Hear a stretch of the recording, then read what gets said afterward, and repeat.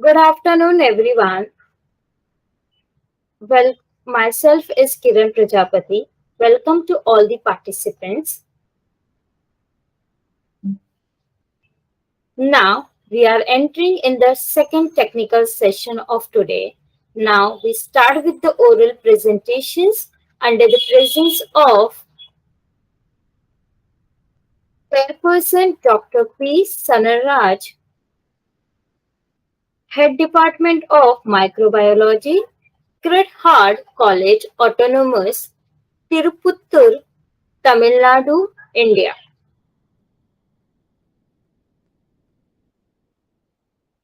I request to Mr. Tejinder Pal Singh to present their topic on probiotic intervention, a promising approach towards preventive medicine. Good afternoon, everyone. I am Dr. Tsdc Singh, Assistant Professor in Department of Dairy Microbiology, College of Dairy Science and Technology, Luwas, Hisar. Today I am here to present my talk on probiotics intervention, a promising approach towards preventive medicine. The salient findings of Human Microbiome Project surprised everyone with the fact that microbial cells actually outnumber the human cells by the factor of 1 to 10. The number of several genes were identified in the human microbiome, but only 23,000 protein encoding genes were belonging to the human genome, and 99% of the gene identified belongs to the microbial cells, so which actually concludes that our overall physiology or trait is actually the outcome of both human genome and microbial genome. So, as both beneficial and harmful bacteria reside on or inside our body, that and their proportion actually decides the health state of any individual. So, majority of the microflora reside in the gut of the human, and it is also said that 70% of the immune cells belongs or reside in the gut of the human body. So it has been observed or reported in several studies in the past 2 decades that the gut microbiota composition can be related to several gastrointestinal and non-gastrointestinal disorders. And several factors actually decides the gut microbiota composition, which includes mode of birth, maternal gut flora, environmental factors, physical or mental stress or health of the individual, the diet plans of which an individual is following, and different strategies can be followed to manipulate or modulate the gut microbiota composition, but the probiotic intervention is one of the novel, cost-effective and safe innovative strategies that can be explored to offset the disease condition. Probiotics, we know, are the live microorganisms which, when administered in adequate amount, can confer health benefit to the host. Normally, probiotics are known for their prophylactic effect. General, they are known as probiotic intervention can improve the overall health of an individual. But if we can relate the probiotic organism with a targeted disease, so if we can understand the relationship between a particular probiotic organism and the targeted disease, then we can exploit the probiotic as a preventive medicines as well in the future. In our laboratory, we have isolated Lactobacillus reuteri strains from the breastfed human infant feces. We tested these strains for various in vitro probiotic attributes. The strains as such were investigated. The strains were treated with the lithium chloride in order to remove their uh, cell surface proteins, so that we can understand the importance of cell surface proteins in probiotic attributes. And we also investigated whether the survivability, whether the viability of the cells are important for showing the probiotic health benefits or not. In our study, from the findings of our study, we found that Lactobacillus reuteri is one of the most promising strain that can be exploited for the in vivo studies or trials. So we use this particular strains for to study or investigate its hypocholesterolemic activity, antagonistic activity, and adjuvant effect in protein energy malnourished model.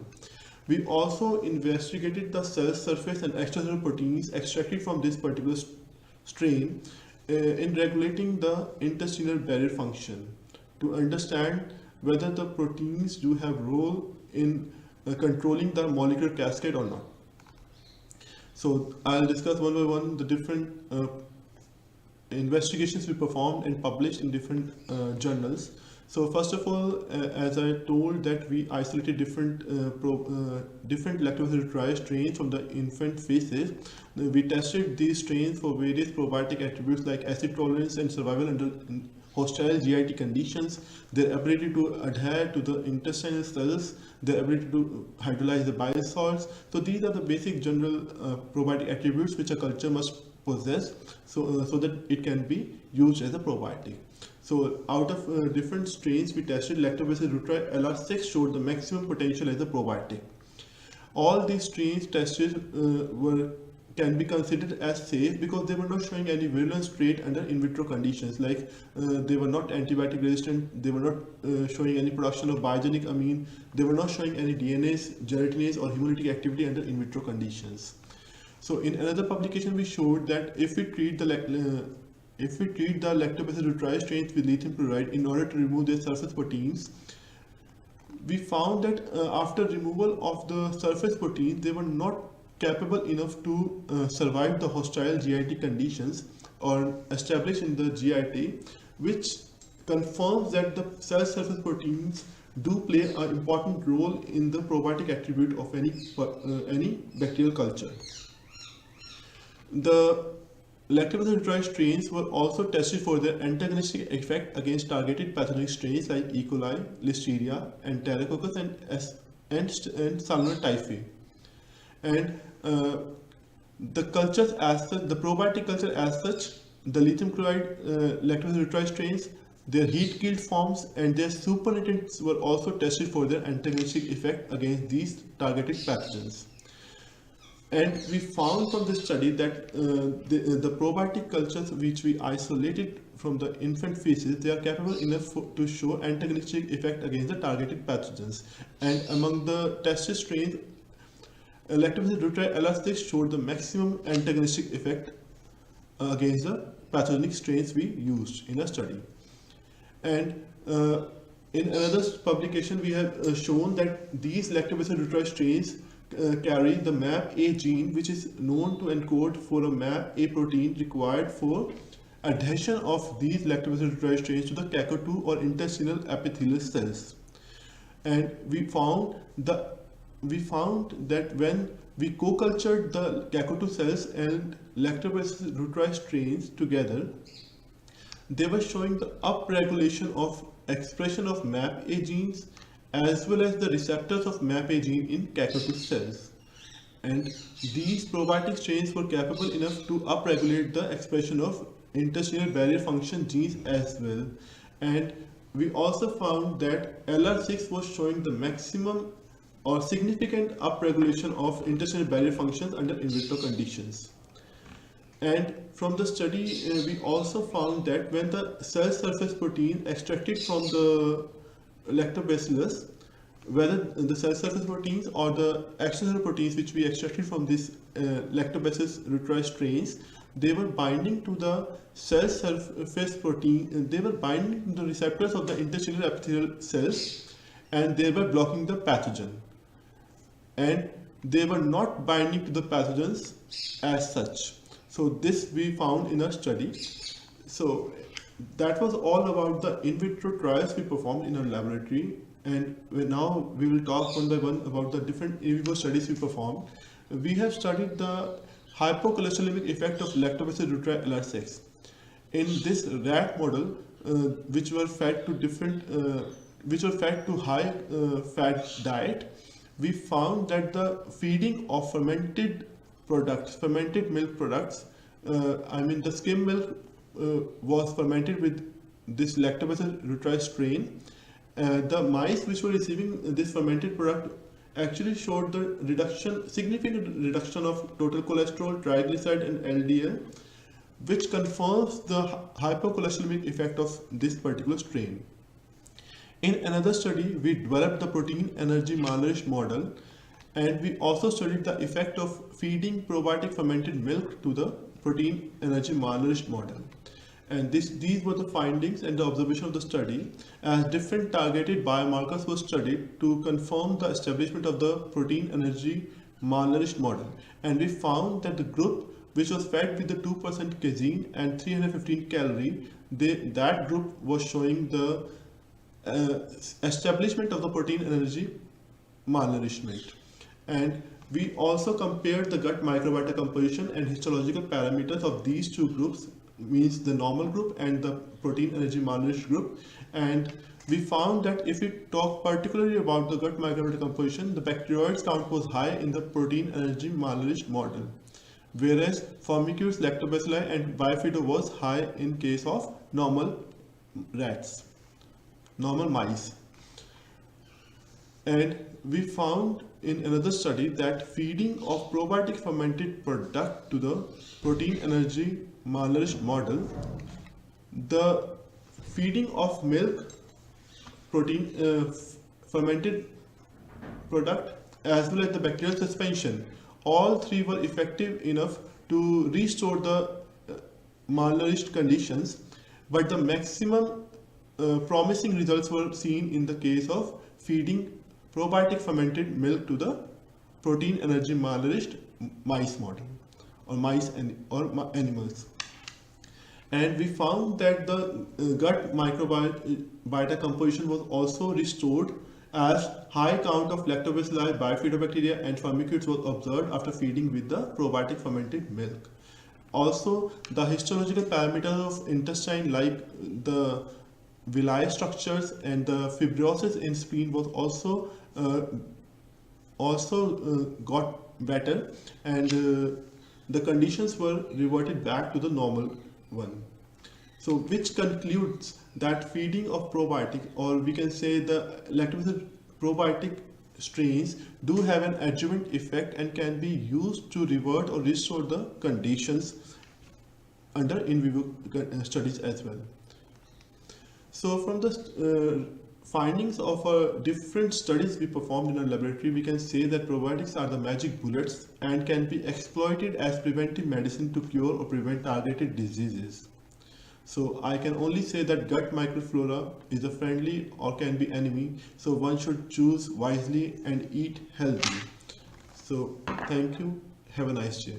Like to call upon Miss Tisha Karekar to present her topic on to evaluate antibacterial activity against pathogens and photochemical screening of turmeric curcuma longa. Warm greetings to the respected dignitaries. I, Disha Karkera, is going to present the antibacterial activity of turmeric against pathogens. This research was proposed under the guidance of Dr. Bharti Wadekar. Introduction. Medical plants have provided a reliable source for preparation of new drugs as well as combating diseases from the time of civilization. The extensive survey of the literature revealed that curcuma longa or turmeric is highly regarded as universal panacea in the herbal medicine with a wide spectrum of pharmacological activities. Current traditional medicine claims that its powder is used against gastrointestinal diseases, especially for biliary and hepatic disorders, diabetic wounds, rheumatism, inflammation sinuses, and cough. Method and materials. Method used agar well diffusion method. Materials used turmeric plant extract. Diluent used methanol in distilled water. Pathogens used E. coli, Pseudomonas aeruginosa, Staphylococcus aureus, Salmonella typhi strains were cultured onto nutrient agar and incubated for 24 hours at 37 degrees Celsius. The ethanolic extract of turmeric was subjected to microbial susceptibility test using the agar well diffusion method. The extract was found to be active against bacteria used as it inhibited all the organism, with the least inhibition zone of 7.2 mm recorded against Pseudomonas aeruginosa and the highest inhibition of 17.2 mm against Staphylococcus aureus. The ability of rhizome of curcuma longa extract to inhibit the growth of test pathogen is an indication of its broad spectrum antimicrobial potential, which may be employed in the management of microbial infections. The presence of these phytochemicals like tannins, alkaloids, phenols, steroids, flavonoids, glycosides, saponin, etc., is an indicative of the antimicrobial activity of turmeric. The results so far obtained are indicative of good medicinal value of turmeric in both pharmaceutical and pharmacological formulations. Results: phytochemical analysis of curcuma longa extract showing antimicrobial activity revealed the presence of different active constituents in different extracts. Curcuma longa extract contained alkaloids, tannin, flavonoid, glycoside, and carbohydrate. There are reports showing that alkaloids and flavonoids are the responsible compounds for the antibacterial activities in higher plants. Antimicrobial susceptibility test of different fractions of curcuma longa rhizome extract against the extract was found to be active against the bacteria used, as it inhibited all the organisms. The least inhibition zone was recorded against Pseudomonas aeruginosa, and the highest zone of inhibition was recorded against Staphylococcus aureus. Uses of turmeric. Curcumin is a natural anti-inflammatory compound. Turmeric can increase the antioxidant capacity of body. Turmeric is used to cure depression. Turmeric contains bioactive compounds with medicinal properties. Conclusion. Turmeric is the important source of various types of chemical compounds, which are responsible for many plant-dependent activities. Although a lot of experiments have been done on turmeric, however, more investigations are needed to exploit the other therapeutic utility to combat diseases. A drug development program should be conducted to develop modern drugs. Although crude extracts from leaves or rhizomes of the plant have medicinal applications, modern drugs can be developed after extensive investigation of its pharmacotherapeutics, bioactivity, mechanism of action, and toxicities, after proper standardization and clinical trials. As the global scenario is now changing towards the use of non-toxic plant products having traditional medicinal use, development of modern drugs from curcuma longa should be emphasized for the control of various diseases. Thank you. Miss Parvati CR and Prashita PK to present their topic on evaluation of Vitis vinifera seed power as a bioenhancer, expedite, anti-diabetic and antibacterial potential.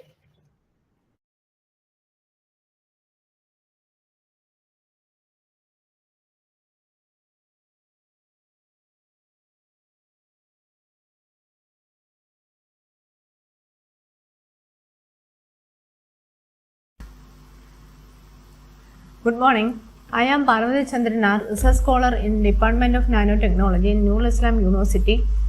I present before you the topic of evaluation of Vitis vinifera seeds powder as a bioenhancer, expedite, anti-diabetic and antibacterial potential. First, we are go for the grape seeds. That means Vitis vinifera. Vitis vinifera, the grapes are the most valuable conventional fruit in the world and have also received much interest. Why? Because the seeds have been shown in several studies to have disease preventive and health promoting properties. It contains a high concentration of biotherapeutics. This therapeutics has been linked to reduce the risk of diseases. The grapeseed have the phenolic compounds like proanthocyanidins and also contains the monomeric phenolic compounds such as catechin, epicatechin and epicatechin 3O gallate. These are act as anti-diabetic and antibacterial agents. Then the diabetic mellitus. The diabetic mellitus is a metabolic disorder, okay, defined by high blood sugar level. The diabetes affects a huge number of people all around the world, okay. The different drugs are used for the treatment of diabetes. Example, the alpha glucosidase, also dopamine. These are used in the diabetic patients. Okay, the diabetic control drugs are molecularly effective, but some of the challenges are due to undesirable diverse effects. Okay, in several studies, the plant components, some of the plant components have been demonstrated to have an essential role in boosting the glucose metabolism and decreasing the risk of diabetics. Okay, then the diabetic patients food ulcers. Okay, all of them know the diabetic, some of the patients the diabetic lead to food ulcers like diseases. Okay, several well-studied pathogens such as Staphylococcus species, Pseudomonas aeruginosa, and E. coli as well as Streptococcus were identified from the wounds in the diabetic patients.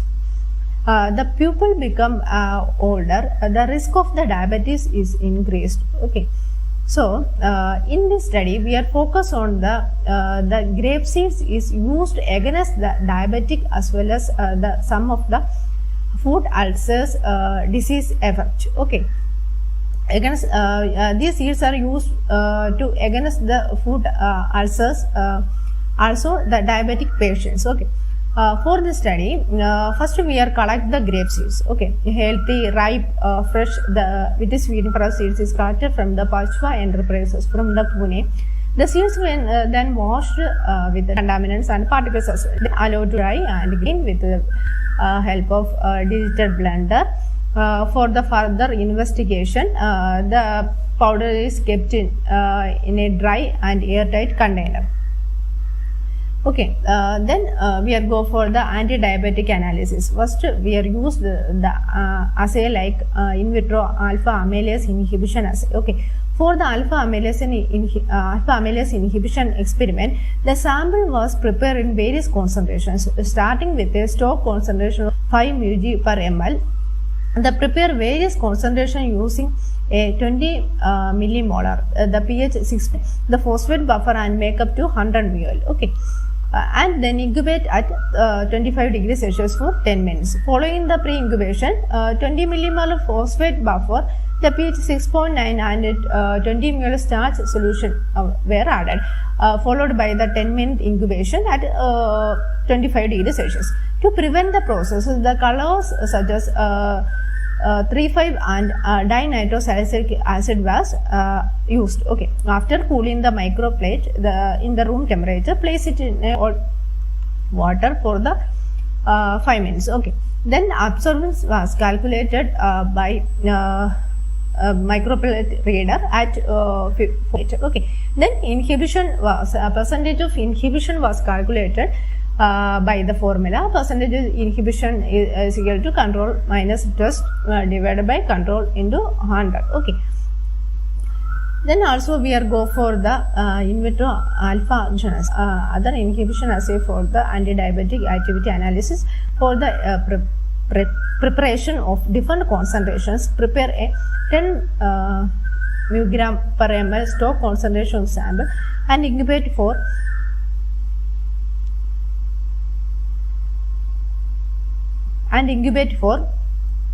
5 minutes.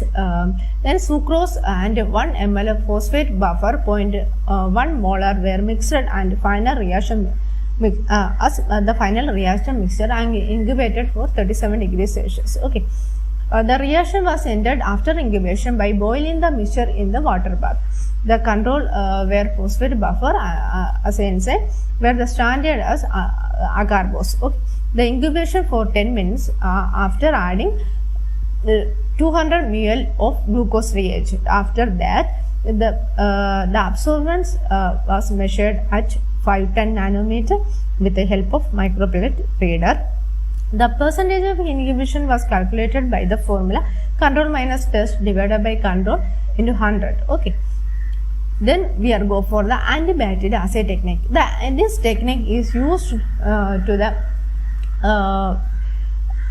analyzing the growth kinetics of bacterial growth in which various concentrations of sample is used. Okay, bacterial growth is measured by kinetically. After 30 seconds of agitation, the samples were taken every 2 hours to analyze bacterial concentration in the presence of grapeseed powder. A graph of contact, the graph is plotted against the contact time bacterial kinetics. Okay. Then growth of inhibition was calculated by the formula C18 minus C0 T minus T0 divided by C18 minus C0 into 100. I is the percentage of inhibition, C18 the positive control of organisms, black corrected to optical density, then C0 is the black compensated the organism's positive control, the T18 the organism's negative control, and the T0 is the organism's OD value. Then the result of anti-diabetic assay. In this assays, the carbohydrate hydrolytic enzymes like alpha amylase and glucosidase effectively inhibit the grape seeds. The level of enzyme is influenced by the sample concentration. This pictures represent the in vitro alpha amylase inhibition assay as well as alpha glucosidase inhibition assay. According to the result, the percentage of inhibition value of alpha amylase is 68.5 as well as the glucosidase is 67.7, okay, respectively.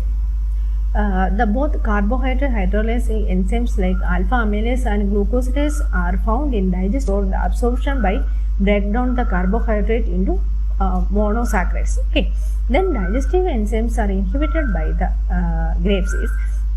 The grape seeds include phytochemicals such as proanthocyanidin, saponin, phenols, and other that have excellent anti-diabetic actions. Okay, some of the diabetic patients have severe complications like cardiovascular risk as well as inflammations. Okay, according to this study, the grapeseed powder may have a therapeutic effect in lowering the diabetic risk as well as the it acts as anti-inflammatory agent. Okay. Then antibacterial assay activity result. This result shows that the grapeseed powder extract improves extract activity improves as the concentration. Okay, the concentration increases, the antibacterial activity increases. The total growth kinetics of 4 organisms were studied. Like Staphylococcus aureus, Streptococcus mutans, E. coli, and Pseudomonas aerogenes. At 90 gram per ml, the sample inhibit the growth of Staphylococcus aureus, Streptococcus mutans, and E. coli up to 70% as well as the 50% and 90% respectively, while at 100 gram per ml the sample inhibit the growth of all 3 bacteria. Okay. On the other hand, the grapeseed powder extract inhibit the growth of in both dosages. As the conclusion, the most effective way of assessing the antibacterial activity of grape seeds was discovered to be the growth kinetics of bacteria.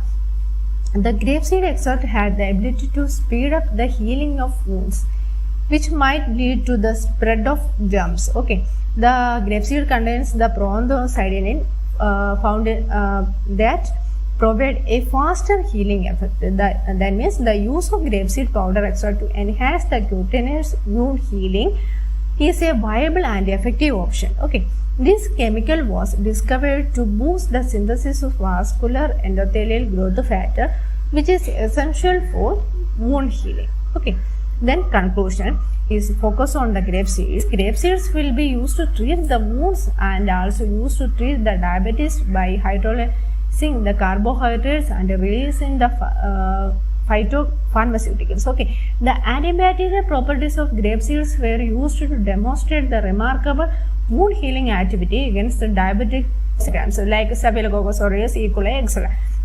And this study, the antibacterial and angiogenesis antibodies, which are strengthened by the phytochemicals like proanthocyanidins.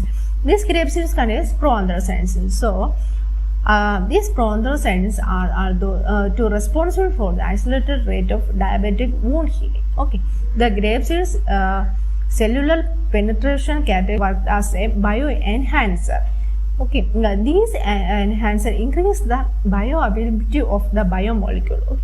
Then the therapeutic potential of grapeseed is pharmacologically research has now been scaled up into a commercially viable treatment. Next, I would like to call upon Mr. Nilesh Anand Sonone to present his topic on isolation, identification, and optimization of amylase produced Bacillus subtilis from municipal wastewater. Hello everyone. Myself, Dr. Nilesh Ananda Sonone, Assistant Professor, Department of Microbiology, Adarsh Mahavidyalaya Damangaon Railway. My topic of presentation is isolation, identification, and optimization of amylase producer Bacillus subtilis from the municipal wastewater. First of all, the introduction. The amylase is an enzyme that hydrolyzes the starch molecule into a smaller subunits or smaller molecules such as glucose and maltose. Along with the microorganisms, there are other sources also there, such as plants and animal. But however, microorganisms are more beneficial because the production rate from the microorganisms is very high as compared to the other. There are many applications in the industry of this alpha amylase. There are different industries in which these enzymes are used, such as food industry, fermentation industry, textile industry, detergents, pharmaceutical industries. There are many industries. In from municipal wastewater, how the municipal wastewater is generated by a residential, institutional, and commercial establishment and includes household liquid waste from the bath, toilet, kitchen, which are disposed of into the sewer. Actually, the major component in the municipal wastewater is the polysaccharides. That's why the microorganisms which degrade these polysaccharides are naturally present in this wastewater. So, this wastewater is a rich source for the isolation of alpha amylase producing bacteria. Now, the materials and methods.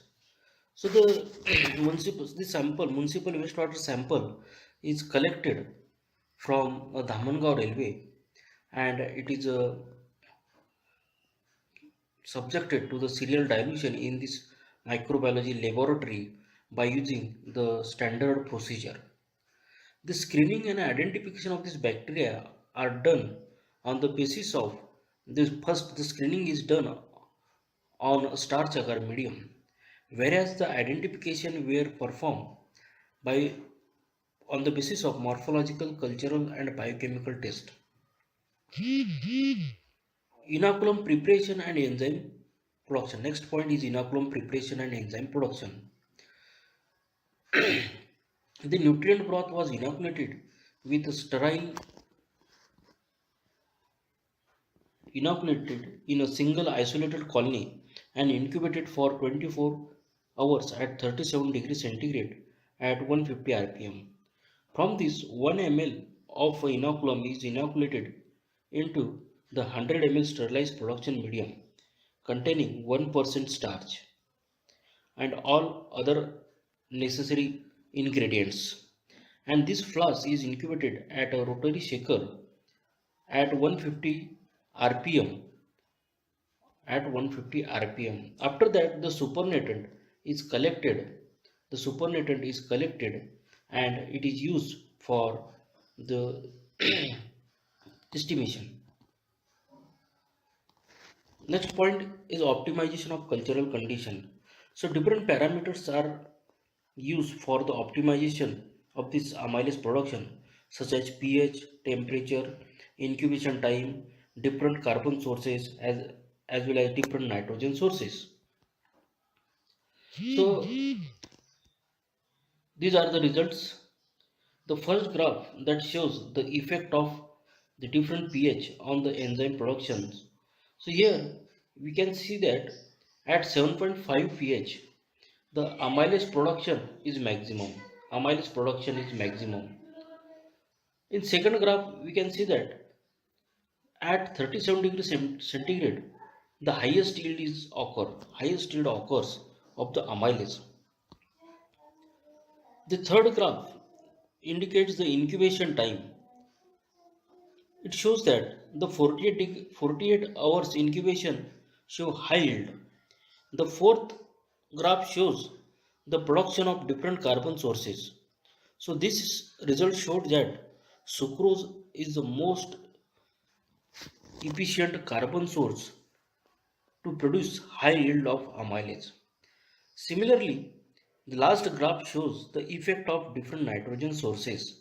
Here we can see that extract shows the maximum yield of the alpha amylase. Now similarly, this bioremediation efficiency of this bacteria is also tested by inoculating on nutrient agar plate. It means that only nutrient agar, sterilized nutrient wastewater in which the agar medium is added, and on that this bacteria show good growth. So last point of this presentation is the conclusions. This result of the presentation study elucidate that municipal wastewater can be a very good source for the isolating amylolytic bacteria. Such bacteria can intimately tolerate the adverse environmental conditions present in the municipal wastewater.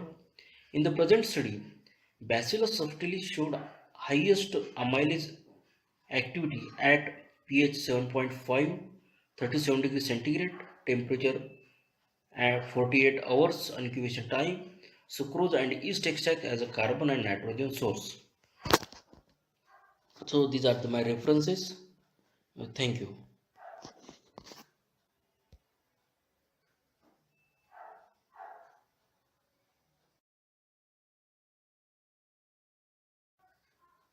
Call upon Miss Mani Tripathi to present her topic on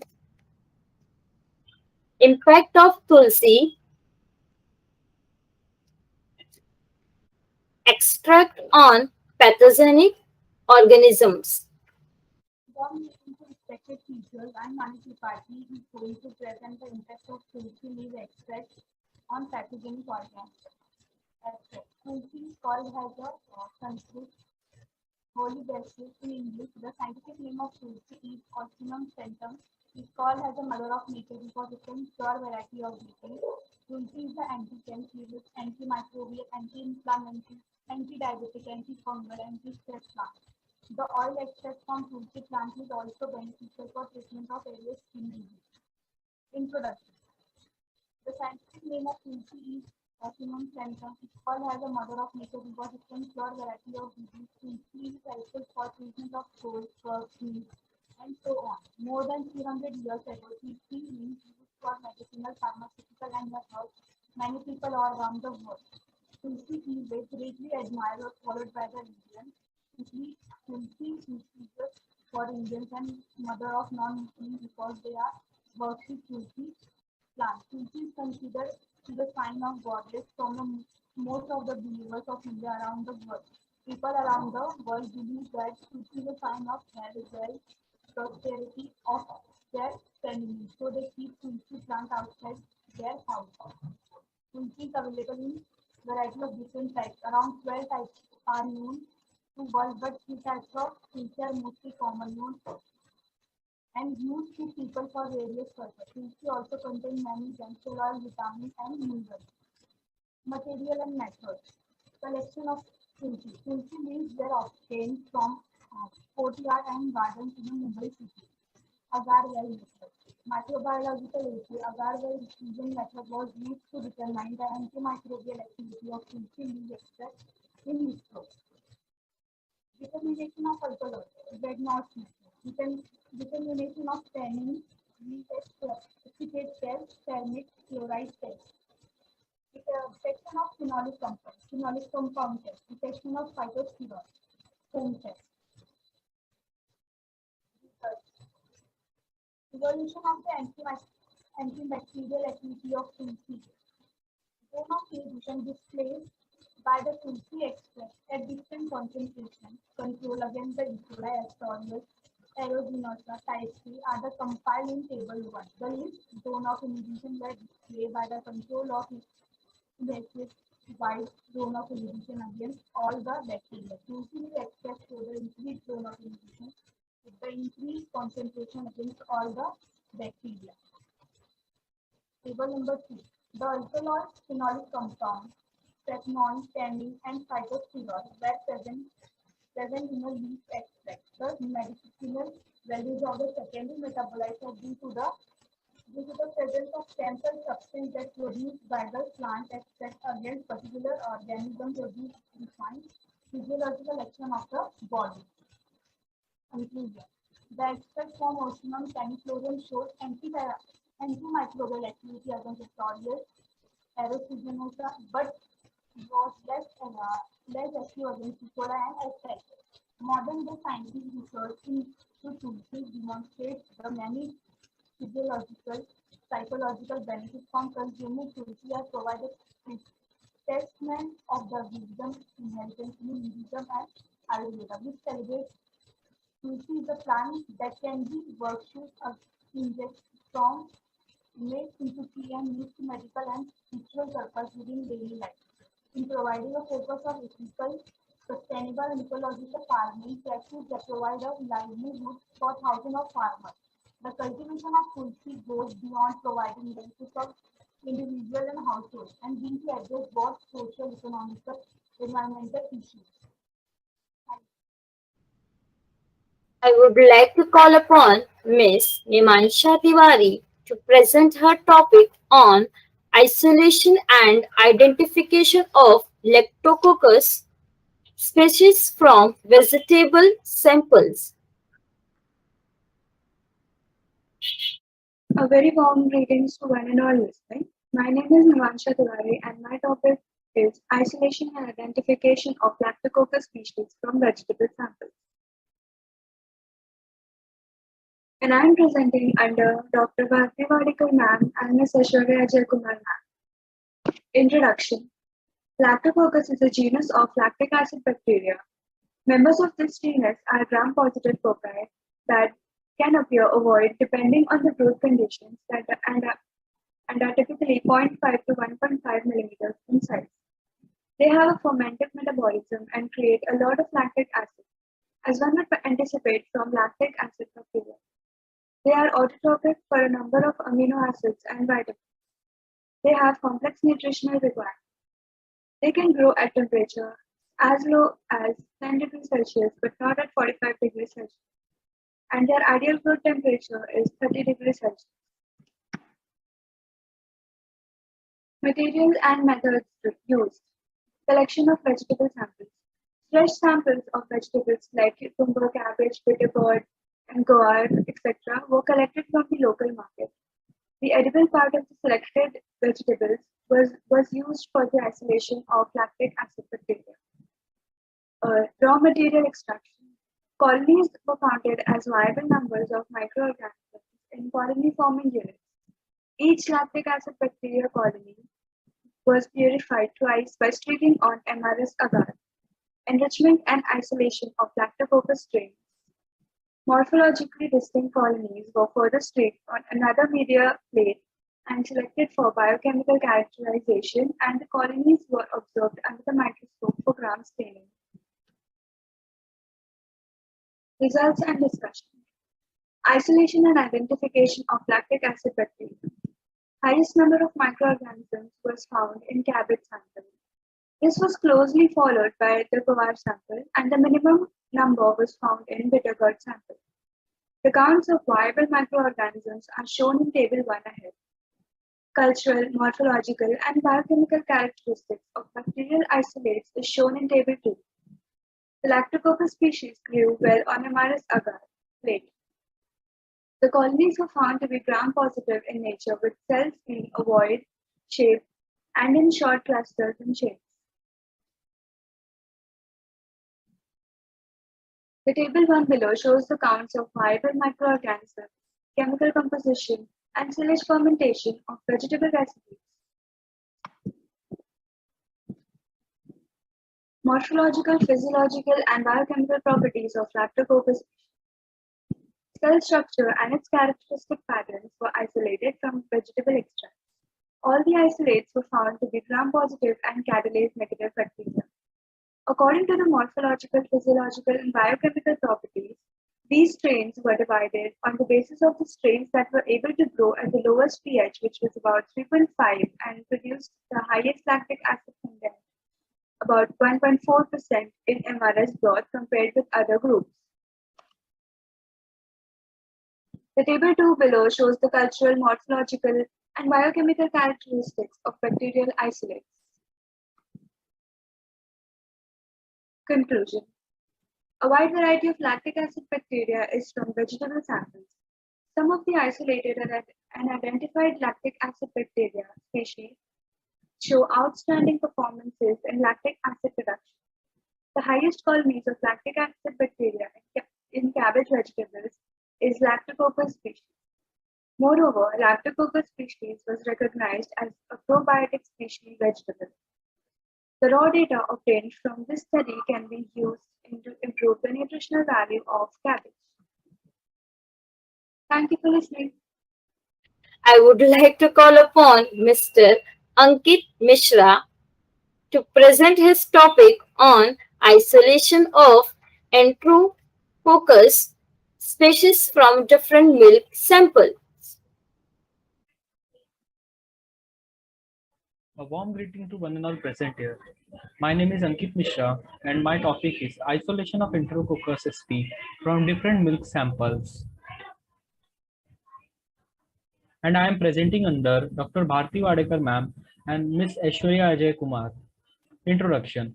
Enterococcus are the common bacteria found in gastrointestinal tracts and were found to be non-motile and catalytically negative because of their high flexibility and resilience to unfavorable environmental circumstances.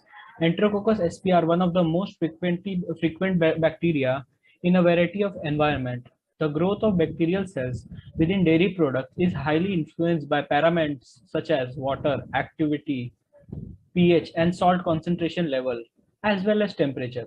Microorganisms are present in milk and dairy products, which vary depending on the variety of the product obtained in the dairy market. Milk is an ideal source for the growth of organism. In addition, organism can grow on equipments because of their ability to withstand advisory condition. It may therefore account for the increase incident in the dairy products. Enterococcus can multiply during milk chilling and survive after pasteurization due to their cyclophilic nature, heat resilience, and flexibility to various substances and growth circumstances. The goal of this research was to isolate Enterococcus sp from different milk sample and identification using their conventional method and determine the antibacterial sensitivity of Enterococcus sp. Methodology: collection of sample. 5 milk samples of different types were collected from different local market in the city and cultured in the frame of study. Sample 1 was collected from local dairy, sample 2 was collected from local tea shop, and sample 3 was collected from an Amul packet. Sample 4 was collected from Mother Dairy, and sample 5 was collected from Gokul Milk. Calculation and enrichment of the sample. All samples were included into Diman-Ross shape agar, bile esculin agar, and incubated aerobically at 37 degrees Celsius for 24 hours. The growing colony examined physically by naked eye according to color, size, and shape, etc. Identification of microorganism by gram nature and biochemical techniques. Identification of the microorganism by gram nature and biochemical techniques. Biochemical tests were conducted according to Quinn PJ, such as catalyze, oxidase, and sugar fermentation. Discussion. Isolation and enrichment of the milk sample. Isolation of the Enterococcus sp from dairy milk sample. Out of 5 milk sample, isolation of Enterococcus sp was 41. Isolation from local dairy sample and 27 isolation from mother dairy as shown in the table below. Results and discussion. Growth of the isolation on MRS and bile esculin agar. Identification of the microorganism by gram nature and biochemical techniques. Culture, morphologically and biochemical characteristics of the isolated bacteria are mentioned below. And discussion. All the isolation were cultured on the selective media such as bile esculin agar, which is selectively for the Enterococcus sp. Because of the presence of sodium azide, which inhibits the growth of gram-negative bacteria, isolation is required. Black zone around colonies were formed on bile esculin agar based on the results of the biochemical test, tellurine tolerance, mannitol fermentation, tetrazolium reductions, and inhibition of the fermentation Arabians. Enterococcus faecalis strains were identified from dairy milk sample, and Enterococcus faecalis strains were identified on mother dairy milk sample. The study, Enterococcus faecalis 52.2%, other Enterococcus isolated, Enterococcus durans 6.2%, Enterococcus gallinarum 3.0%. Conclusion. This study concluded that 5 milk sample Enterococcus sp were isolated from all milk sample. Higher percentage of Enterococcus sp were isolated in local dairy and mother dairy milk sample. Thank you. I'd like to call upon Miss Aishwarya Ajay Kumar to present her topic on isolation and identification of polyhydrics butyrates PHP from soil samples. Good afternoon, everyone. I am Ms. Aishwarya Ajay Kumar, and I will be presenting the topic on isolation and identification of polyhydroxybutyrates (PHP) from soil samples.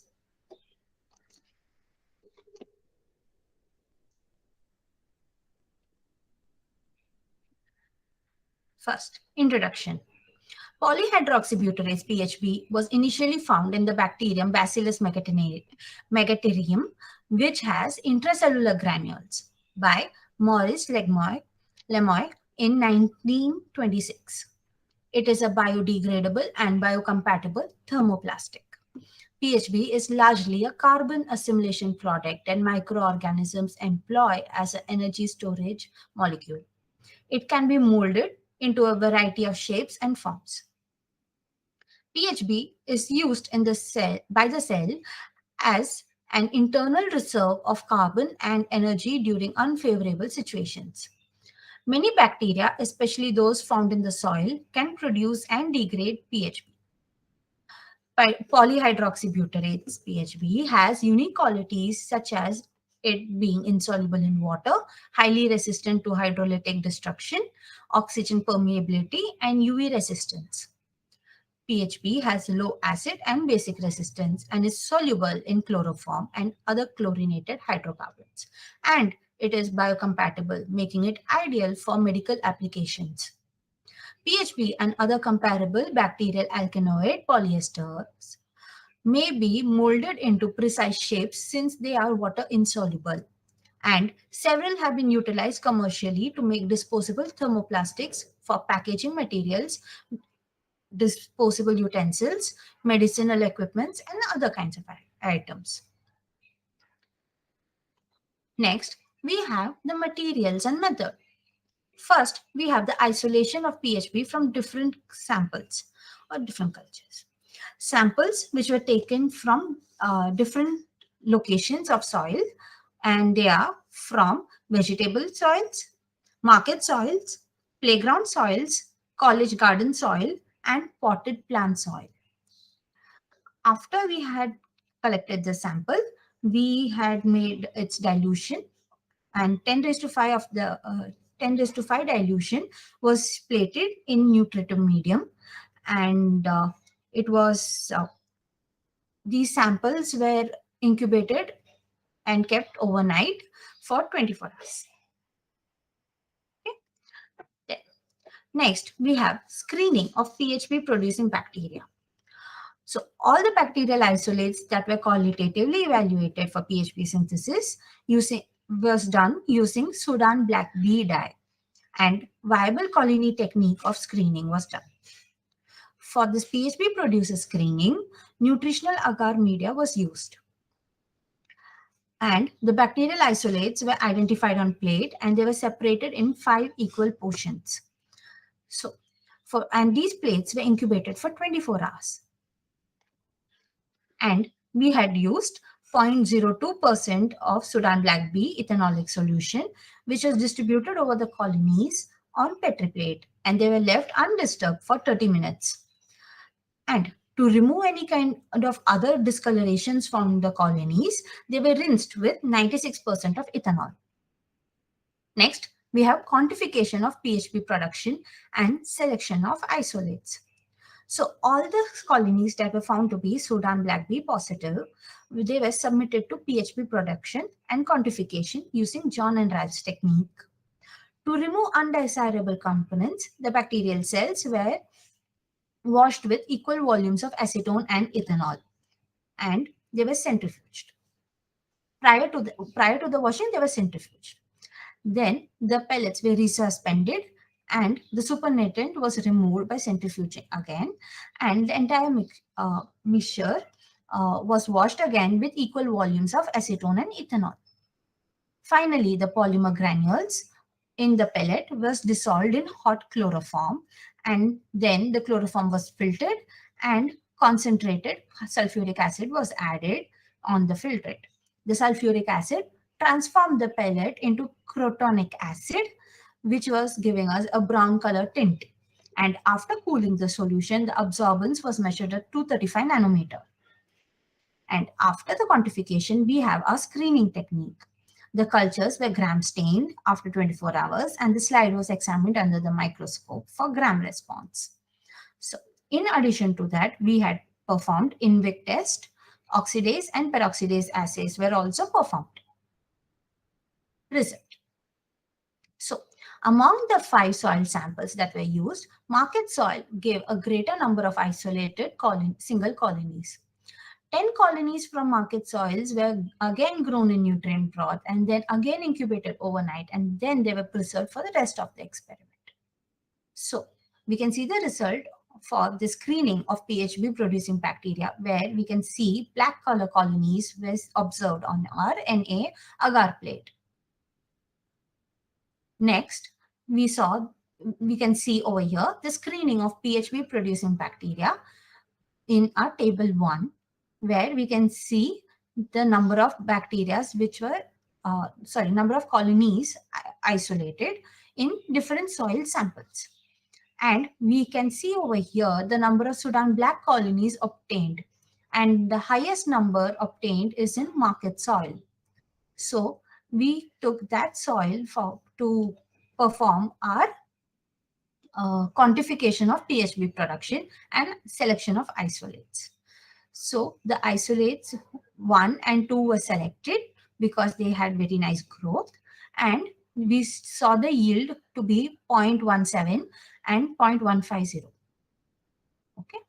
Now, then we did the screening test where we saw the gram staining, citrate test, endole test, methyl red test, Vogt-Prosker, oxidase and peroxidase. And we found that the isolates 1 in sample 1, they were gram-negative rods. 1 and 2 had gram-negative rods. Both gave us positive for citrate, indole, and methyl red test. And VP test, that is your Vogt-Prosker test, was negative. Then oxidase and peroxidase were also giving us positive test. Conclusion. Among the 5 samples which were taken, market soil yielded the best result when evaluated using a quantitative test. 10 best colonies were extracted, 6 of which were tested positive for PHB producing bacteria, and 1 and 2 yielded the best result. The 1 and 2's physical and chemical properties were changed and verified for its maximum yield. Thank you. I would like to call upon Bhanu Pratap Vishwakarma to study the antimicrobial effects of citrus sinensis peel extracts on different types of bacteria. Hello everyone, this is Vishwakarma Bhanupratap Harishchandra, student of Tsdc Shakur Shamnaran Degree College, working under the guidance of Ms. Sonali Joshi. Today I am here to present on my research topic, which is to study the antimicrobial effect of citrus sinensis peel extract on different type of bacteria. So let's begin with our presentation. So basically my aim was to study the antimicrobial effect of citrus sinensis peel extract on different types of bacteria. Let's move to the introduction part of our research proposal. There are certain resistant bacteria which represent a challenge in treatment of various well-known infections, and they necessitate the need to find new substances with antimicrobial property to be used against these microorganisms. Plants have always anchored to the Mother Earth long before man can set his feet on Earth.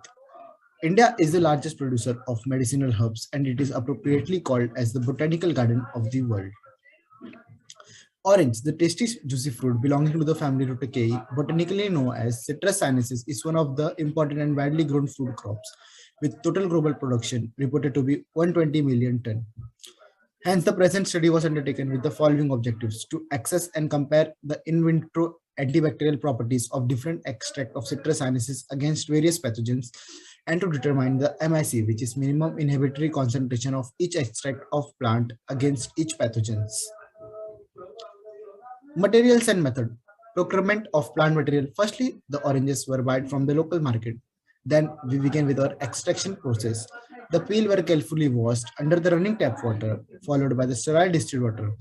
These were air dried at room temperature for 30 degrees Celsius for 2 days. Pulverized into a fine powder using sterilized mixer grinder.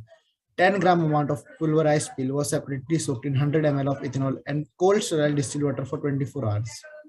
Then they were kept undisturbed for 24 hours. Different tests were also performed to know the constituent present in the citrus sinensis peel extract.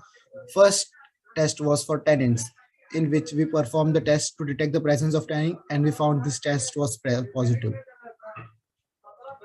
Next test was for terpenoids, in which 5 ml of aqueous extract of each plant sample was mixed with 2 ml of CH3Cl in the test tube. 3 ml of concentrated H2SO4 was carefully added to the mixture to form a layer. An interface formed with a reddish brown coloration if terpenoid constituents are present, and we found this test is also positive. Next test was for alkanoid. 200 mg plant material in 10 ml of methanol filtered. A 2 ml filtrate plus 1% HCl is added in a test tube, and plus 6 drop of 3 gram of reagent was added. This indicated the orange precipitate, which gives the positive result for alkaloid. Next test was for phenols. In this, we have added 2 to 3 ml of aqueous or alcoholic extract, few drop of 5% FeCl3 solution in the test tube with the peel extract of orange. We found that the formation of deep blue-black coloration indicated the presence of phenols in this peel extract. After this, we have detected various effects of citrus sinensis peel on the microorganism, in which we have used 4 different types of bacteria. They are as Staphylococcus aureus, Salmonella typhi, Klebsiella pneumoniae, and Pseudomonas aeruginosa. First, this microorganism bears subculture on specific media incubated aerobically at 37 degrees Celsius. Identification of all strain was confirmed by standard biochemical and staining method. Firstly, the nutrient agar was prepared, then autoclaved, and they were poured on the sterile petri plate. Then the extract of citrus sinensis were used for the antimicrobial screening by using agar well diffusion method. The different type of microorganisms were inoculated on the different petri plate with the help of sterilized spreader. The media was punched with 7 mm diameter wells and were filled with various concentration extract of citrus sinensis. And then they were incubated at 37 degrees Celsius for 424 hours. After incubation, zone of growth inhibition of each extract was observed carefully. We begin with our result part of this research. We found that pathogens were resistant against the extract of citrus sinensis. Concentration of all extract was significantly associated with mean zone of inhibition. An increase in inhibition was observed with increase in concentration of extract. MIC of citrus sinensis peel range between 12 ml to 15 ml against both pathogens. These were the results which we observed in our lab. Let's begin with the discussion. There are many herbal remedies have been tried in vitro and in vivo against pathogens and have been found to be effective. Similarly, orange peel can be alternative used in food, pharmaceuticals, cosmetic industry. This finding can form the basis for studies to prepare an optimized preparation of herbal extract, the various compound and nutrients and other chemical in the peel extract of citrus sinuses. Bacterial effect of other tests that commonly utilize various microbial culture techniques. In the present study, cultural method employed was agar-well diffusion method, which observed serial advantages such as selective quantification of the microorganism, but are laborious and only enumerate bacteria that can grow on agar. The antimicrobial potency of the plant is believed due to the presence of tannins, saponins, phenolic compound, essential oil, and flavonoids. These compounds are known to be biologically active and therefore aid antimicrobial activity of the plant. Conclusion of our research was citrus sinensis peel extract demonstrated in vitro antimicrobial activity against pathogens, warranting for future in vivo clinical study to determine the exact dosage and its effectiveness in the practical situation. Toxicity studies should also be done to determine the safety.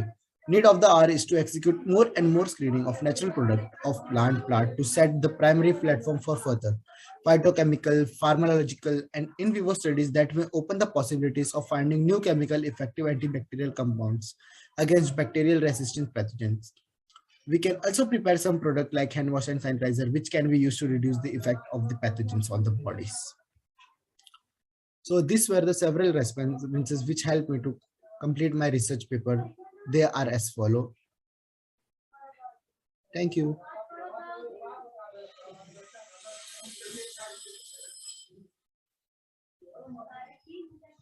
I would like to call upon Tejaswi Solanki to present her topic on identification of bacteria in human earwax against E. coli, Klebsiella pneumoniae, and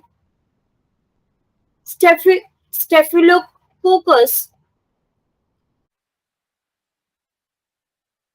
I, Tejasvi Solanki from Thakur Shyamnarayan Degree College with my co-partner Disha Satyanandani, working under the guidance of Assistant Professor Mr. Kunal Thakur, is going to elaborate on a topic that is identification of bacteria in human earwax against Escherichia coli, Klebsiella pneumoniae, and Staphylococcus aureus. This topic was chosen to identify the antibacterial properties of human earwax sample and to know the bacteria present in the earwax. Scientifically, earwax is known as cerumen. Ear canal is lined with hair follicles. Excess of earwax can block the ear canal. It is the most common thing in all age groups. Different age groups have different types of earwax. It has its own advantages and disadvantages. If anyone is having discharge from the ear, he or she should immediately consult to a doctor. Earwax can only be a problem if it causes hearing impairment or any other symptoms. It is pretty important for the ears as it is produced by itself to protect the ears. Our diet can also affect the wax buildup. It safeguards our ears. Gluten, dairy products, sweet foods can also cause wax buildup. Unhealthy diet can cause excessive buildup. It helps in cleaning and provides protection against bacteria and fungi. It is a secretion of cerumen by ceruminous and sebaceous glands. The constituents of earwax are long-chain fatty acids, squalene, alcohol, and cholesterol. Wax is classified into dry and wet types. Bacteria such as Pseudomonas, Corynebacterium, Staphylococcus aureus, Escherichia coli, Klebsiella pneumonia are present in earwax. Ear infections are usually caused by bacteria like Haemophilus influenzae and Streptococcus pneumoniae. They can also lead to middle ear infection. A special instrument named as otoscope is used to check whether the earwax is present or not. Earwax has its own colors, that is yellow earwax, orange earwax, brown, green, red, and black. Yellow one is healthy and fresh. Orange one is slightly older. Brown earwax is thick in texture. Red may be a sign of injury, and green can be a sign of infection. It has its own causes, prevention, and symptoms. One should not enter bobby pins, safety pins for cleaning purpose. This can cause deafness. One should use a dropper by applying baby oil, glycerine, or just gently clean it with water. If anyone has eardrum problems, doctors do not recommend them to use eardrops. Carbamide peroxide, Solivex eardrops are the drops used to clean ears. Earache, difficulty in hearing, itchiness, dizziness are few of its symptoms. Otoscope. It is an instrument used to check ears. It is used to study ear anatomy and to look over ear problems. The materials that we used in this research work are cork borer, saline suspension, spreader, alcohol, nichrome loop, sterile earbuds, nutrient agar Petri plates. The organisms used were Staphylococcus aureus, Escherichia coli, and Klebsiella pneumoniae. The method that we followed was poured autoclaved nutrient agar in 2 plates in aseptic zone and let it cool for 20 to 30 minutes. Make quadrant on the basis of Petri plates as it solidifies. Pipette out 1 ml of saline suspension of E. coli, Klebsiella pneumoniae, and Staphylococcus aureus, and then add 1 ml of each sample in different Petri plates. Sterile the spreader with alcohol and spread the bacteria on agar plate equally. Let it aside for 1 hour for the bacteria to settle. After 1 hour, sterile the cork borer and make wells in the quadrant. Take 0.5 gram of sample in the spatula and load it inside the well. Incubate the agar plates for 24 hours. After 24 hours, the results were very clear. Escherichia coli and Klebsiella pneumoniae showed zone of inhibition and growth, whereas Staphylococcus aureus did not show any growth or zone of inhibition. So this is the graph which showed that Staphylococcus aureus did not show any growth, whereas Klebsiella and E. coli showed growth and zone of inhibition. And this is the pie chart, which also showed the same, that Staphylococcus aureus did not show any growth. This is the observation table.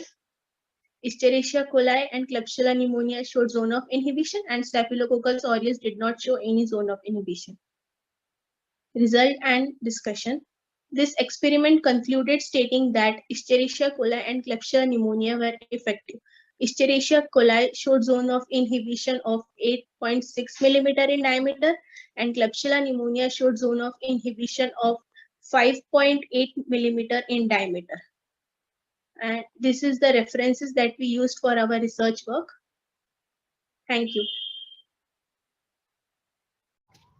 I would like to call upon Mr. Shahil Salant to present her topic on estimation of antimicrobial properties in India pickle. Greetings to all the dignitaries present over here. Myself, Sahil Salat, student of first year Microbiology Department of Thakur Shamnarayan Degree College. Today I am going to discuss about the research paper of estimation of antimicrobial properties of Indian pickles done by me and Miss Asmi Save under the guidance of Kunal Thakur.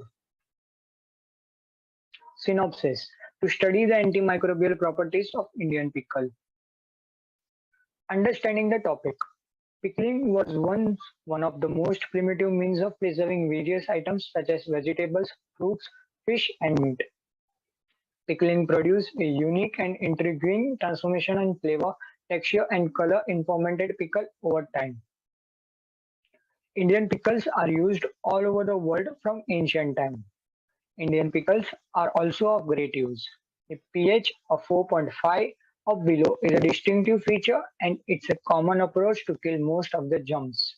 In India is known as House of Pickles, as large variety of pickles are made. All over the world, pickles valuation is around 3,000 to 5,000 crore rupees. The antimicrobial properties of several types of pickles are subject of this speculation. Introduction. In this research, we tested the antimicrobial activity of sample mentioned below. The specimens utilized were sample A, that is sweet lime pickle, and sample B, that is mixed pickle. Sweet lime pickle. This pickle is sweet and sorry in taste due to presence of lime and sugar powder. Mixed pickle. This pickle is spicy and sorry in taste due to presence of chili and mango. The ingredients of both the pickle, that is sweet lime and mixed pickle, are given. Abstract. The research examined the antimicrobial effects of Indian pickles against the most common bacteria found in our home, which cause some serious disease to humans. In this experiment, we used the agar well method to load the concentrated pickles of sample A and B, that is sweet lime pickle and mixed pickle. After 24 hours of incubation, we saw a large zone of inhibition in Staphylococcus aureus and a small zone of inhibition in Escherichia coli, Pseudomonas, and Aspergillus niger. Procedure. The procedure that we used was the agar-well method. 4 quadrants were made on petri dish, a sample of concentration 1:1 and pure concentration of both the pickles, that is sweet lime and mixed pickle, were loaded. After that, we incubate the samples for about 24 hours. After 24 hours, we found further observations. After incubation, we found the result which have been given below. Here, represents the zone of inhibition. We can clearly say that uh, bacteria S. aureus has given the large zone of inhibition and E. coli has given small zone of inhibition.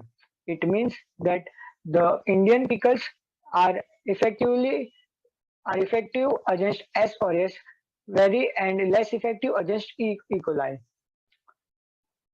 Result: a zone of inhibition was detected around the well of each sample after incubation. In comparison to the mixed pickle, the sweet lime pickle had an excellent effect on S. aureus, and both pickles had a restricted zone of inhibition on E. coli, Pseudomonas, and Aspergillus niger. Indian pickles are good against microorganisms that are usually seen in our homes. According to this study, the Indian pickles has antimicrobial characteristics and is quite powerful against bacterial typically present in our homes. A comparison of sweet lime and mixed pickle were conducted. Thank you.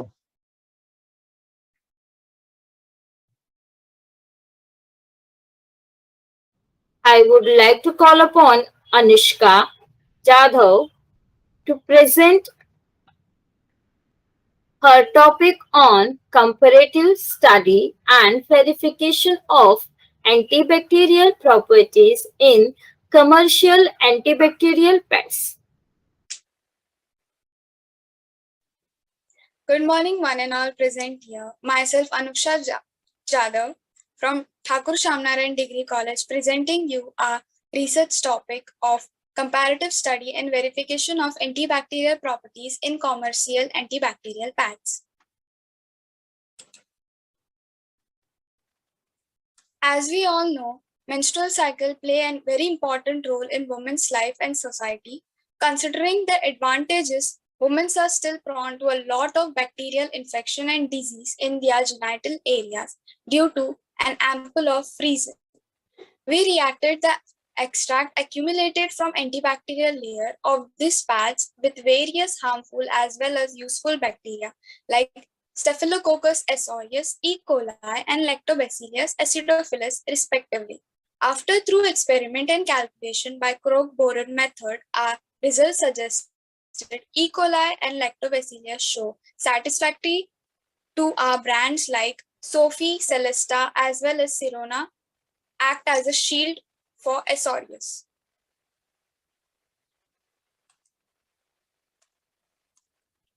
Menstruation is a technical term for getting your periods. Bleeding usually lasts for 3 to 8 days.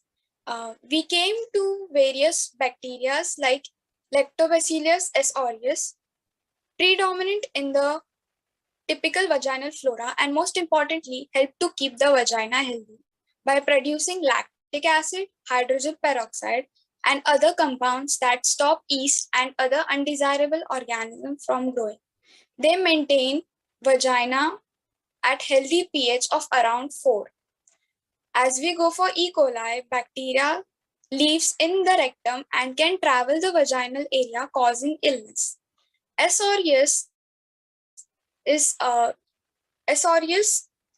the history of genital herpes simplex infection and it is colonization in healthy women and associated risk factor. The primary aim of this research is to test the efficiency of these antibacterial properties by testing them against bacteria like E. coli, Staphylococcus aureus, and Lactobacillus. Aim to verify and compare the antibacterial properties of various commercial antibacterial sanitary pads. Materials and method: preparing of agar plate. Agar plate are the standard solid support material by growing microorganism. Microbial growth media contain nutrient and an energy source to the fuel of microbes as they grow. Simultaneously, for preparing the agar plate, make the medium according to the recipe. Also, we held crock borer well method. We used it for making 4 holes in the agar plate.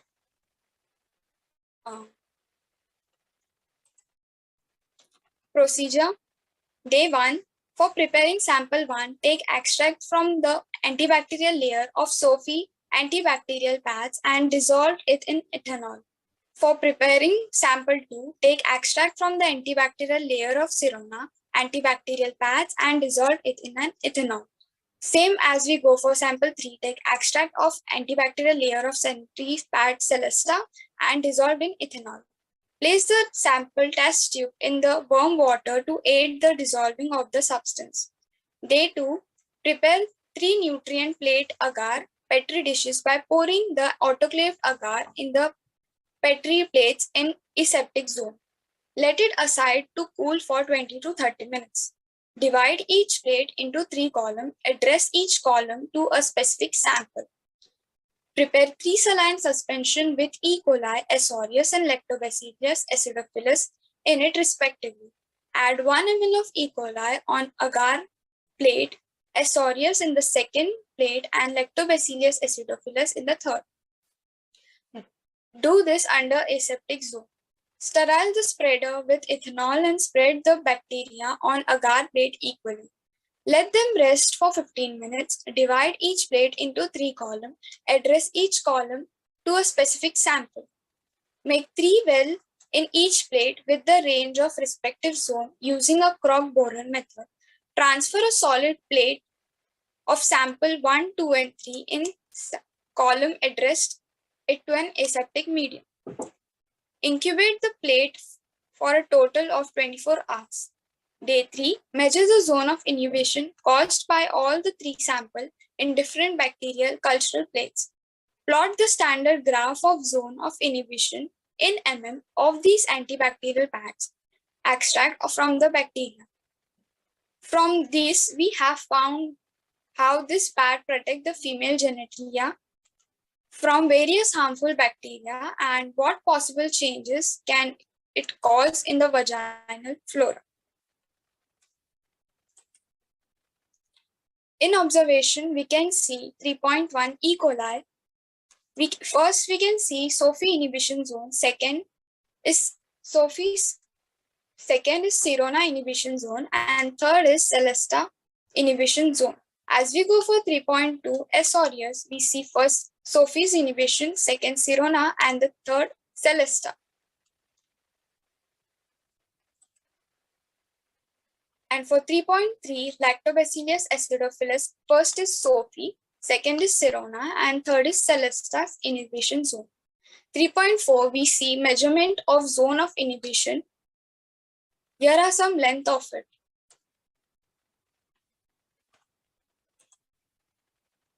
In pie diagram, we see inhibitory zone diameter of Lactobacillus acidophilus. First is Sophie, which is max, as well as Celesta is max, and Sirona follows to it. Inhibitory zone diameter of E. coli, we see Celesta is maximum and Sirona is second, and third is Celesta is first, Sophie is the second, and third is Sirona. And for zone of S. aureus, we see maximum as Sirona and the both have less of it.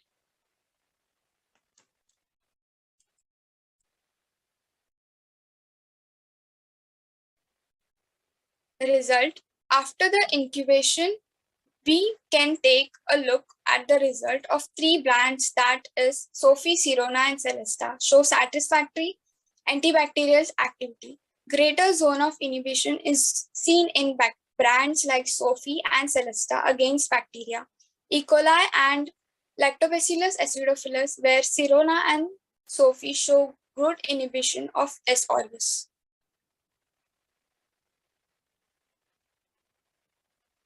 Reference.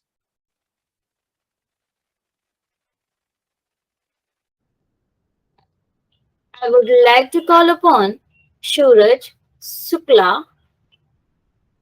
I would like to call upon Suraj Shukla to present his topic on to study the antimicrobial properties of aloe vera. A very warm welcome to all. My name is Suraj Shukla and I am here to present my research paper on the topic of to study the antibacterial properties of aloe vera. Understanding the topic. Aloe vera is a plant that has variety of uses. It provides a variety of nutritional benefits, antioxidants, antibacterial activity of aloe vera extracts have been suggested and further research is needed. The goal of this study was to determine the antibacterial efficacy and effectiveness of aloe vera. The bactericidal activity of concentrated aloe vera extract was tested using the disc diffusion method. Bacteria such as Escherichia coli, Klebsiella have been found to have zone of inhibition. Fresh E. coli and Klebsiella samples were swabbed on the plates and were exposed to concentrated aloe vera extract to determine the zone of inhibition. Introduction. Plants are acknowledged as the primary medicinal source in some underdeveloped nations for the treatment of numerous infectious diseases. Plant extracts are the result of never-ending research for new antimicrobial compounds. Approximately 20% of all plants discovered on the planet have been subjected to pharmacological or biological testing, and a significant percentage of novel antibiotics are derived from natural or semi-synthetic sources. Aloe vera is a succulent plant that belongs to the Liliaceae family. It has a whorl of elongated pointy leaves. The term aloe vera comes from Arabic word aloe, which means bitter and refers to the bitter flavor of the liquid contained in the leaves. Aloe vera thrives in arid conditions and is found in India and other arid regions. Herbal medicine is widely indicated as an application for this species. Antibacterial activities of aloe vera. Aloe vera is a drought-resistant perennial succulent plant. It features stiff green lance-shaped leaves with core mucilaginous pulp containing a clear gel. Its large leaves provide the plant with enough water to endure lengthy periods of drought. When the green epidermis of the leaf is peeled, a clear mucilaginous substance appears that comprises fibers, water, and the chemical that keeps the water in the leaf from evaporating. The gel is 99.3% of water, while the remaining 0.7% is made up of solid, with the carbohydrates accounting for the majority of the components. Proteins such as glycoproteins, amino acids, enzymes such as cellulase, carboxypeptidase, catalase, bradykinase, oxidase, amylase, etc. Vitamins like B1, B2, B6, niacin, ascorbic acid, carotenoids, folic acid, etc. Minerals, coppers, zinc, magnesium, and other constituents such as phenolic compounds, organic acids, and phytosterols. Aloe contains compounds that are antibacterial, antiviral, and antifungal. Above all, the presence of two organic acids, cinnamic and chrysophenic acid, also known as chrysophenol, allows aloe vera to inhibit the growth of bacteria and fungi. Aloin and aloic acid and aloimodine are all the anthraquinone compounds with anti-inflammatory and antibacterial properties. Materials. Test organisms. Fresh strains of Escherichia coli and Klebsiella were obtained from the laboratory of the microbiology department. Preparation of extract. The aloe vera juice was extracted by pounding the aloe vera jelly in mortar by using pestle. The aloe juice was then filtered by filter paper, and fresh aloe juice was collected in a test tube. Media used was sterile Muller-Hinton agar, miscellaneous test tubes, mortar and pestle, sterile petri plates, sterile cotton swab, and sterile disc. Methodology.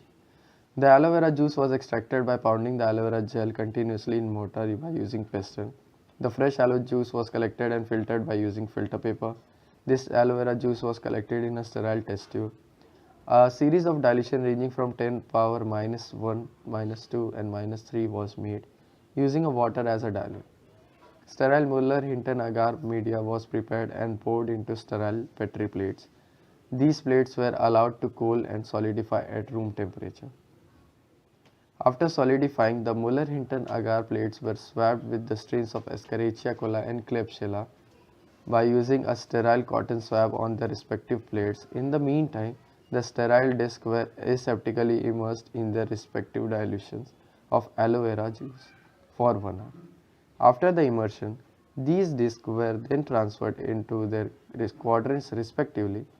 The plates were transferred to an incubator for the incubation at 37 degrees Celsius for 24 hours. Conclusion. This study demonstrates the usefulness of natural products in reducing antibiotic resistant bacteria, which has posed a threat to human health. As a result, it's vital that the medicinal plants with unknown properties become a top priority for senior management in developing countries where residents can't afford expensive orthodox medicines. In this study, several secondary metabolites were identified in the leaves of aloe vera. Plant extracts can also be used to treat number of ailments, including skin transmitted infections according to the research. The finding backups the traditional use of aloe vera for the microbial infection treatment and suggests that it could be exploited to produce novel antibacterial drugs. Acknowledgement. I, Suraj Shukla, would like to thank my professor, Ms. Sonali Joshi, for assisting me and mentoring me throughout the process, as well as my college, Thakur Shyam Narayan Degree College, for providing me with a platform to present my research paper. Thank you. I would like to call upon Dhruv Katambule to present his topic on to study the antibacterial properties of onion. Hello guys, today we're going to talk about the study of antibacterial properties of onion. Understanding the topic, the onion is one of the oldest cultivated plants which is used for multiple purposes. It has many nutritional effects. The antioxidants and antimicrobial activity of onion has been proposed and can be more researched. The purpose of this study was to establish onion's antibacterial efficiency and effectiveness. The disk diffusion method was employed to test the antibacterial activity of a concentrated onion extract. The presence of zone of inhibition was discovered against bacteria like E. coli and Klebsiella. To access the zone of inhibition, a fresh sample of E. coli and Klebsiella was swabbed on the plates and subjected to concentrated onion. Introduction. Onion was one of the oldest cultivated vegetables in 6000 years BC, and its common name was called Allium cepa. The onion contains good amount of minerals and a few vitamins. It also has various and many types of medicinal uses. The onions do not only have many uses throughout a culinary, but also in therapeutical uses. Onions are healthy to consume due to its polyphenol molecules or phytonutrients, which has many antioxidants and antibacterial properties. Onions have active components like sulfur, which is the most useful substance found in the onions, as it acts as inflammatory. Materials and methods. First, onion. For this research, the red onion rogue amposta was used. Preparation of onion. About a medium-sized onion was peeled off and chopped into fine pieces, and then crushed into a mixer or blender. Once the extract was crushed, it was filtered using the Wattman filter paper, collecting in a test tube and getting the onion extract ready for antimicrobial testing. Selected bacterial strains. Fresh strains of E. coli and Klebsiella species were obtained from the laboratory of microbiology department. Media. Sterile MH agar. The Mueller-Hilton agar are used for detecting antibiotic susceptibility test, MIC or MBC. This medium provides perfect growth for the most pathogens due to its low concentration of sulfur. Miscellaneous. Tested blender sterile battery plates, sterile cotton swabs, sterile antibacterial discs. How to perform the experiment? First, we peel off the medium-sized red onion and cut into small pieces, and then crush into a mixer blender. Once the mixture turns into a thick liquid, the onion extract was pressurized and filtered using Wattman filter paper and collected in a sterile test tube. A series of dilution ranging from 10 raised to minus 1, 10 raised to minus 2, 10 raised to minus 3 was made using water as diluent. Sterile MH agar media was used and prepared and poured into a sterile PET plate. These plates were allowed to cool and solidify at room temperature. After solidifying, the MH agar plates were swabbed with strains of E. coli and Klebsiella by using a sterile cotton swab on the respective plates. In the meantime, the sterile disc was aseptically immersed in the respective dilutions of red onion extract for 1 hour. After the immersion, these discs were then transferred in their quadrants respectively. The plates were transferred in an incubator for the incubation at 37 degrees for 24 to 48 hours. The result, we saw that the undiluted red onion extract showed the zone of inhibition in E. coli 12 mm and Klebsiella 8 mm. The red onion extract at dilution 10 raised to minus 1 showed the zone of inhibition in E. coli 9 mm and Klebsiella 8 mm. The onion extract at dilution 10 raised to minus 3 and 10 raised to minus 2 showed no zone of inhibition in Klebsiella and E. coli species. Antibacterial activity of red onion. The onion is a rich source of antimicrobial agent. The French researcher Louis Pasteur described the antimicrobial effects of onion and garlic. The flavonoids found in vitro are very helpful antimicrobial agent against microorganisms like bacteria and virus. Onions contains compounds like that are antibacterial, antiviral, and antifungal. The alum is known to be a natural preservative which can be used as a method to control pathogens. As useful as they are in nutritional properties, they are also antibacterial and antifungal against many gram-negative and gram-positive bacteria.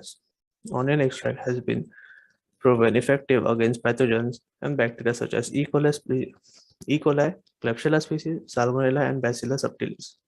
It has also been found to be antibacterial against S. aureus. Conclusion. The extract of red onion has shows antibacterial properties against tested organisms.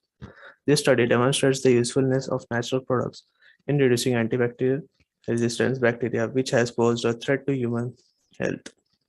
The onion extract has showed us the antibacterial activity, so the amount of antimicrobial activity of onion depends upon the type of onion in which we use the red onion, which showed us 50% and above antibacterial activity. Further study might help us in understanding more properties through researching. Acknowledgement. I, Dhruv Katamble, would like to thank my professor, Mrs. Sonali Joshi, for assisting and mentoring me throughout the process, as well as my college, Thakur Shamnaran Degree College, for providing me with a platform to present a research paper. Thank you. Next, I would like to call upon Mr. Kunal Thakur to present his topic on isolation of animal fat degrading bacteria.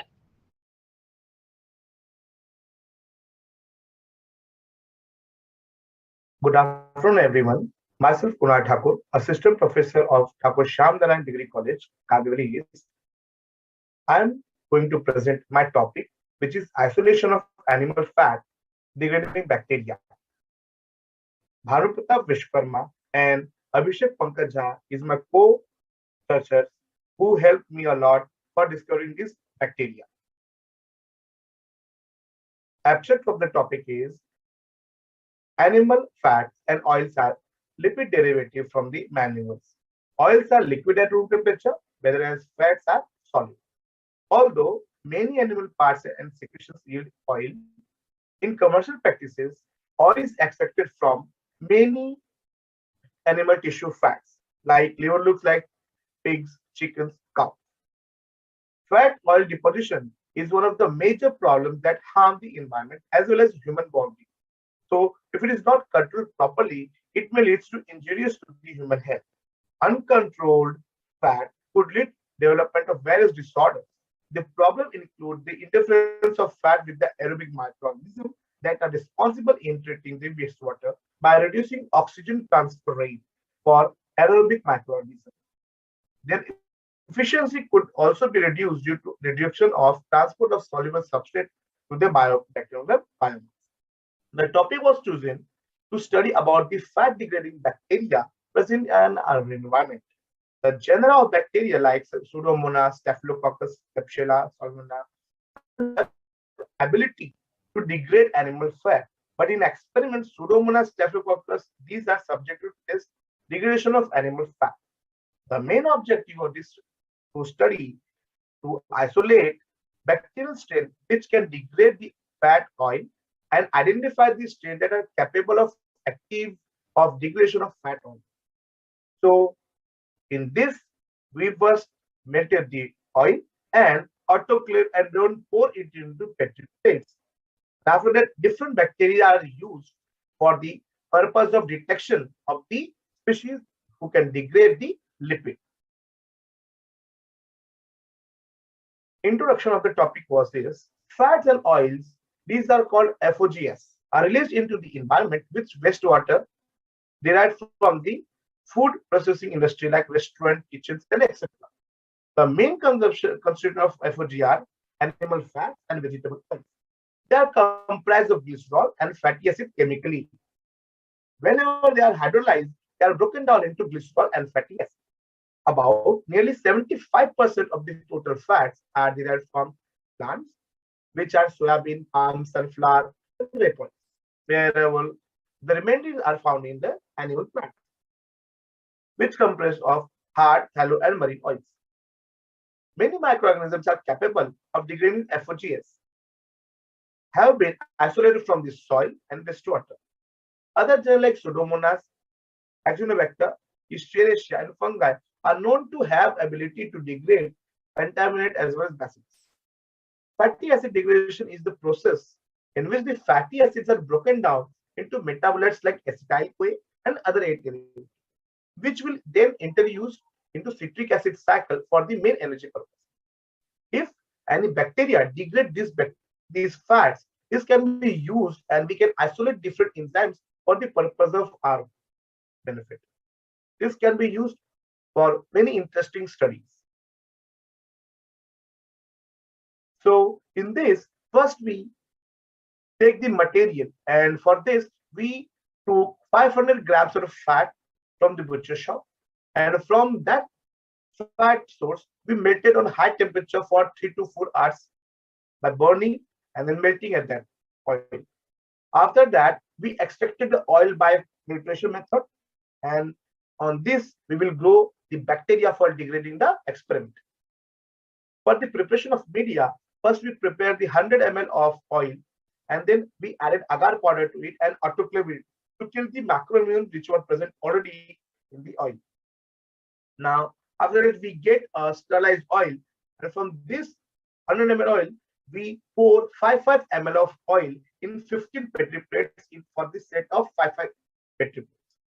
And then we refrigerate the entire thing for 24 hours so that the oil will get settled on the agar medium. After refrigeration, we prepare the saline suspension of microorganisms. Here, I tested 5 different microorganisms for my purpose. Those were Pseudomonas aeruginosa, Staphylococcus aureus, Klebsiella, Salmonella typhi, and E. coli. And after making the subculture of these, we removed all the petri plates from the refrigerator. We started pouring the bacterial culture 0.3 ml on each petri plate, and with the help of sterilized spreader, we spread it on the entire nutrient agar medium. After this, we repeated this experiment 4 to 5 times, and we let inoculation for grow into the 37 incubator period time for 24 hours. Once they are kept in the incubator, we observe them on 5th day, 10th day, and 15th day for the degradation of the oil. And here are some observation table which show that Pseudomonas, Staphylococcus, Klebsiella, Salmonella, and Escherichia coli on 5th day, 10th day, and 15th day degradation. In this, we found that Staphylococcus aureus was more able to degrade the oil on 10th and 15th day, whereas E. coli and Klebsiella has no such effect. And we can find that E. coli never degrade any of the oil, fat oil. And Salmonella and Staphylococcus aureus there was moderate degradation of the fat oil. And this was the amount of oil retained after the degradation of the oil. In this also you can see here the Staphylococcus aureus on the 15th day we get only 1 ml out of 5 ml. We put 5 ml in each petri plate, and out of that only 1 ml of oil can be restored from the petri plate. That means nearly 4 ml of oil will be degraded by the bacteria. And similar things can be seen in different fats, different bacteria. These are some of the images what we shot. Like Pseudomonas aeruginosa show this kind of information. Staphylococcus show almost degradation of the entire medium, and Klebsiella. Now here you can see E. coli hasn't degraded any of the oil. The entire medium have the oil. The entire medium have written all the oil. There is no degradation of the oil. And you can see Staphylococcus again, very less amount of degradation. There is some degradation. Now this is the graph in which this is the graph of bacteria. What is the amount of oil? What it can degrade it? Okay, so you can see that Staphylococcus has less amount of oil after the 15 days. It was initially 4 ml, then 3 ml, and last only 1 ml of the oil remained. This is a percentage bar graph which show how much degradation was done by different bacteria. In this also we can see that Staphylococcus show high degradation on the first day, 5th day, 10th day, and there is very little oil remain for the 15th day. Whereas you can find Escherichia coli has never degraded any. This is a simple same ratio each and every time. Now these are the pie charts which show the bacteria on 5th day, 10th day, and 15th day degradation ratio. And here also you can see that Staphylococcus aureus degrade almost half of the oil. Klebsiella, Salmonella typhi, and E. coli. Almost there is no degradation at all. There is a ratio nearly 33%. This is the graph which show how much oil degradation was done from the 5 ml. Okay, that is, you can see here Staphylococcus aureus, so nearly all the oil degraded. So you can see this is a pillar-like structure in comparison to other, and there is E. coli who doesn't show any graph. There is no oil degradation at all. Now this is a pie chart for oil degradation. Here you can see almost Klebsiella pneumonia has done a lot. Now Staphylococcus has done a lot. Now this is the result what we got in our experiment. That Staphylococcus aureus degrade more amount of oil as compared to other bacteria. Staphylococcus aureus and Pseudomonas degrade the medium amount of oil, whereas other bacteria doesn't any degradation. And E. coli is the only bacteria which does not degrade fat oil. From our experiment, this is our result, and this is the percentage which shows that there is 0.000 degradation of E. coli, degradation of oil by E. coli, and there is almost 80% degradation by Staphylococcus aureus. So what we conclude from our experiment that Staphylococcus aureus show positive attitude towards degrading maximum fat oil. On the other hand, E. coli and Klebsiella pneumonia shows minimum oil degradation. Pseudomonas aeruginosa and Salmonella typhi show average fat oil degradation. Since Staphylococcus aureus show maximum oil degradation, this indicates we can extract meaningful oil degrading enzyme from the Staphylococcus aureus, and we can use this bacteria for further experiment for oil degradation. These are the references what I used for my experiment. A big thank you to all. I would like to call upon Ms. Srishti Singh to present her topic on to determine antibacterial activity of neem Azadirachta indica against pathogens.